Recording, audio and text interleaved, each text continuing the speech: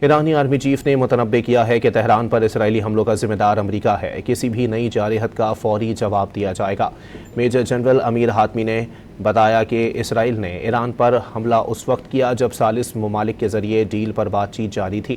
حملے سے ثابت ہوتا ہے کہ دشمن کو اپریل میں ہونے والی جنگ بندی کا کوئی خیال نہیں اور نہ ہی جنگ کا خاتمہ ان کا مقصد ہے۔ ایرانی آرمی چیف نے جارحیت کے خلاف حمایت پر ایرانی عوام کو خراج تحسین پیش کیا۔ روزانہ کی بنیاد پر دشمنوں کے خلاف احتجاجی مظاہروں نے ایرانی افواج کے مورال کو بلند کیا ہے۔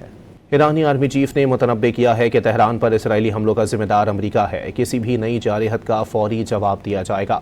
میجر جنرل امیر حاتمی نے بتایا کہ اسرائیل نے ایران پر حملہ اس وقت کیا جب ثالث ممالک کے ذریعے ڈیل پر بات چیت جاری تھی۔ حملے سے ثابت ہوتا ہے کہ دشمن کو اپریل میں ہونے والی جنگ بندی کا کوئی خیال نہیں اور نہ ہی جنگ کا خاتمہ ان کا مقصد ہے۔ ایرانی آرمی چیف نے جارحیت کے خلاف حمایت پر ایرانی عوام کو خراج تحسین پیش کیا۔ روزانہ کی بنیاد پر دشمنوں کے خلاف احتجاجی مظاہروں نے ایرانی افواج کے مورال کو بلند کیا ہے۔